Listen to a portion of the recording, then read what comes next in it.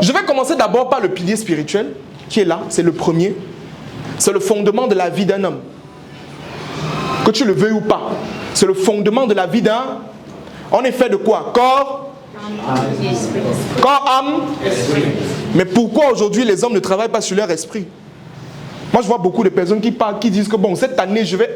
Vous appelez, vous dites quoi? C'est quoi? C'est l'année de mon année, je vais... Comment on appelle ça? Je vais upgrade, je vais quoi là? Je vais glow up. C'est ça non?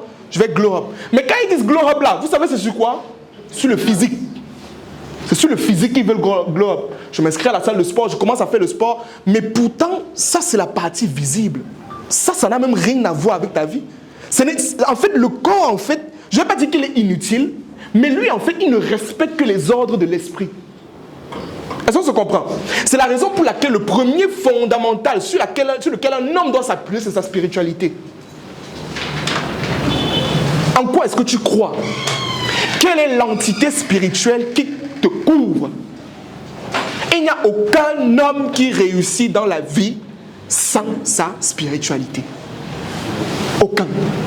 Tous les hommes qui arrivent à passer des paliers, des étapes, des difficultés, qui construisent de grandes choses sont des hommes qui sont extrêmement spirituels. Il y a cette anecdote de Dangote. On dit que Dangote, un jour, il devait recevoir le président du Nigeria. Hein? Il devait recevoir le président du Nigeria. Et à l'heure où le président du Nigeria arrive, il a prié. C'était son heure de prière. Vous savez ce qu'il a fait? Il a fermé la porte. Il a dit qu'il attende à l'accueil. Je finis d'abord de prier. Est-ce que vous comprenez ce que ça veut dire? J'ai dit quoi? Il a dit attends d'abord. Je finis d'abord de... Quand vous partez voir Magida et que vous voulez acheter le pain au chocolat et son heure de prière, qu'est-ce qui se passe? Il ferme, il met la barre à la queue, s'il vous plaît, laissez-moi. Pourquoi est-ce qu'ils font ça? Pourquoi est-ce qu'ils respectent tellement cette chose-là? Qui peut me dire? Qui peut me dire? Chacun a ses raisons. Chacun a ses raisons. Souvent, certains parents aussi, c'est devenu son habitude. Oui. Est-ce que tu peux... Il y a un musulman dans la salle? Tu peux nous dire? Pourquoi est-ce que vous respectez tellement? Je ne vais pas poser la question aux chrétiens parce que vous priez quand vous avez des problèmes. C'est quand vous sentez que ça ne va plus dans vos vies, vous dites Seigneur, je remets toi les mains. Pourtant, c'est une pratique qui doit se faire tous les jours.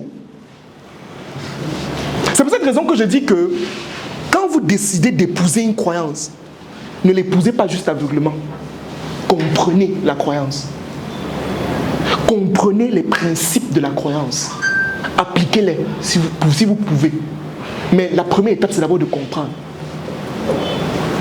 Moi, par exemple, il y a quelque chose chez les musulmans que j'adore, c'est quoi? C'est qu'à un certain âge, moi, j'habite à côté des musulmans et tout le reste, les enfants là-bas, le vendredi, 5 heures, tout le monde à la mosquée, ils sont avec le Coran, je ne sais pas trop quoi, ils ont un truc qui part avec là.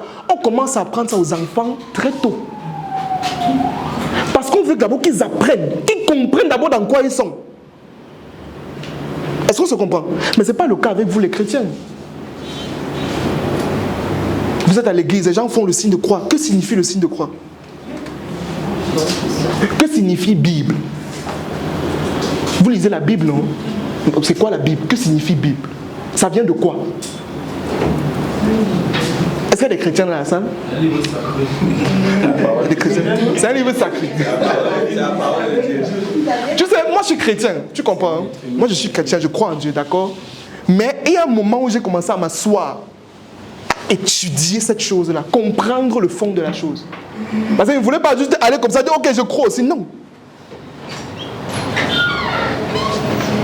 Moi, ce qui me plaît, c'est quoi? C'est la discipline que vous avez incarnée.